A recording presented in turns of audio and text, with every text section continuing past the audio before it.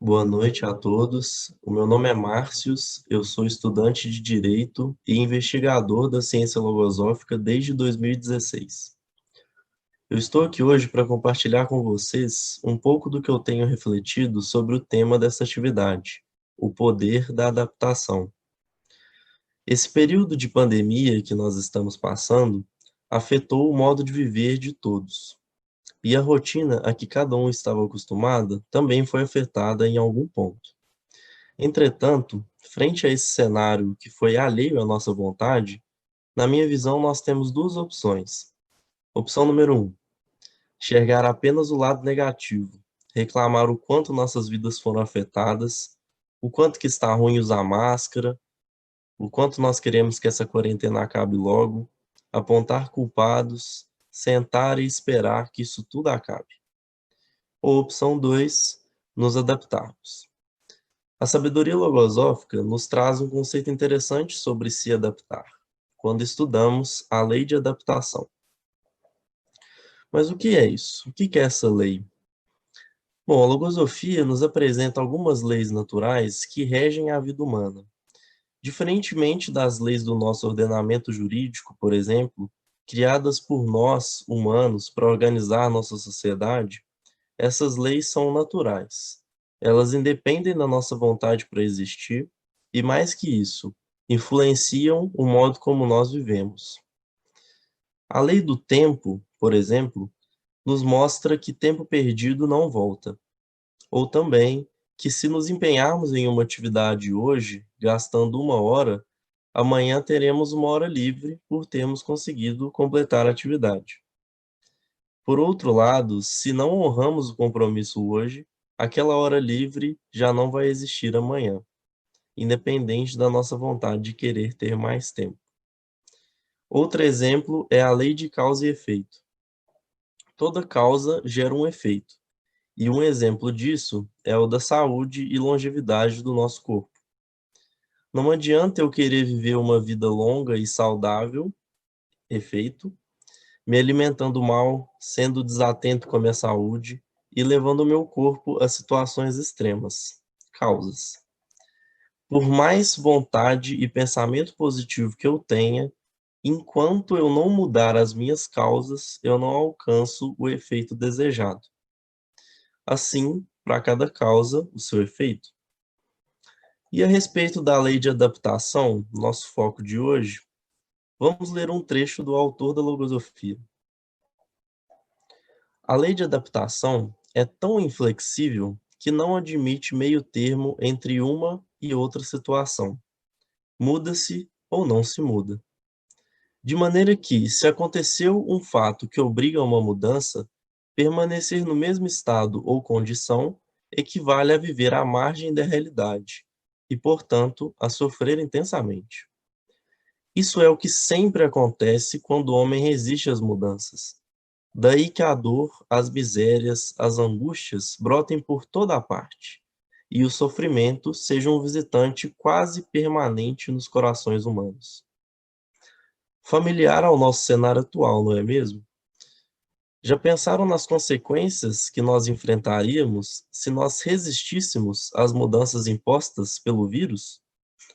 Uma maior contaminação, mais mortes, mais caos do que já temos, seriam consequências visíveis? Mas a ciência logosófica tem me permitido enxergar também algumas consequências invisíveis quando nós não nos adaptamos. Invisíveis porque eu só consigo enxergá-las dentro de mim. Eu tenho entendido que essas dores, angústias e sofrimentos podem ser traduzidos como pensamentos negativos, como o de pessimismo, o de irritabilidade, de falta de vontade. Mas de onde vêm esses pensamentos? De enxergar apenas o lado negativo, reclamar o quanto nossas vidas foram afetadas, o quanto está ruim usar máscara, o quanto queremos que essa quarentena acabe logo, apontar culpados, sentar e esperar que isso tudo acabe. Ou seja, essas frustrações vêm quando nós não nos adaptamos. Em um momento como esse, consegui perceber a fragilidade mental do ser humano. Estamos sendo bombardeados todos os dias com notícias negativas, conflitos ideológicos, extremismos, pessoas se afastando logo em um momento que exige o contrário. E eu digo fragilidade mental porque nós não sabemos nos situar no meio disso tudo. Somos muito influenciados pelos meios de comunicação e pelas pessoas da nossa convivência. E então as nossas ideias se limitam à opinião alheia e não deveria ser assim. Por vezes eu me peguei replicando algo que eu não tinha conhecimento, como se fosse um pensamento próprio. Eu estava sendo refém dos pensamentos que se estabeleciam na minha mente, e não deveria ser assim. Foi aí que comecei a observar de verdade as consequências invisíveis causadas pela pandemia. Tenho aprendido que os pensamentos independem da nossa vontade para se manifestar dentro das nossas mentes. E durante a pandemia, isso ficou mais perceptível. Vamos a um exemplo. Pensem em vocês quantas vezes, ao longo do isolamento social, viveram a seguinte situação. O dia começa e logo de manhã você se depara com uma notícia sobre como se prevenir contra o coronavírus. Lavar as mãos, usar máscara, passar álcool em gel, evitar aglomerações e tudo mais. E você pensa, mas isso eu já sei, todo dia essas notícias, já sei me cuidar. O dia segue e em algum ponto você está conversando com alguém que diz o seguinte: a situação já está melhorando, já já tudo volta ao normal, não sei para que tanta restrição. E você pensa: realmente, esse isolamento já foi longe demais, está na hora de tudo voltar ao normal. O dia segue e em algum ponto você é noticiado do balanço diário de número de casos ou número de mortes, provavelmente maiores do que o dia anterior. E aí você pensa: quanta gente passando dificuldade, a situação realmente está difícil. E o seu dia termina com esse pensamento. No dia seguinte, quando você se deparar com as mesmas notícias de prevenção, você pensa: devido ao número de casos de ontem, é importante estar atento sobre como se prevenir. E o dia segue. Talvez você mantenha esse pensamento para os próximos dias, talvez não. E sem entrar no mérito de qual posicionamento é o mais adequado, o importante aqui é notar o quanto as suas opiniões mudaram num período de 24 horas. Na verdade, o mais importante ainda é perguntar o quão suas foram essas opiniões. Eis mais um trecho da ciência logosófica. Em nossa concepção, os pensamentos são entidades autônomas que se procriam e adquirem vida na mente humana, de onde em seguida podem passar para as outras mentes sem a menor dificuldade. Daí que muitas pessoas, sem se dar ao trabalho de pensar, aparecem emitindo não poucas opiniões. Trata-se de um fato curioso. Não exercitam a faculdade de pensar, mas, favorecidas por certa facilidade de memória, recolhem do ambiente todo o pensamento que as impressione e o fazem seu, mostrando-se posteriormente como se dominassem tal ou qual questão. A partir da análise desse exemplo que eu mencionei, que na realidade foi uma experiência quase que diária que eu vivi durante a pandemia, é fácil notar o quanto que o que nós pensamos é influenciado pelo que chega até nós. O simples fato de eu relatar essa experiência fez com que vocês pensassem nas situações semelhantes à minha que vocês viveram. Ou seja, muito provavelmente vocês nem pensariam nisso se eu não tivesse comentado, pois esse pensamento pulou na mente de vocês à medida com que eu fui falando. Viram como é sutil a atuação dos pensamentos? Mas por que tudo isso é importante? Voltando à lei de adaptação, é interessante adaptarmos nossa rotina a essa situação de força maior. Nossos horários, obrigações, nossas metas, isso é inegável. Mas, no meu entendimento, é mais vantajoso nós adaptarmos nossa mente às adversidades que a vida nos impõe antes mesmo delas acontecerem.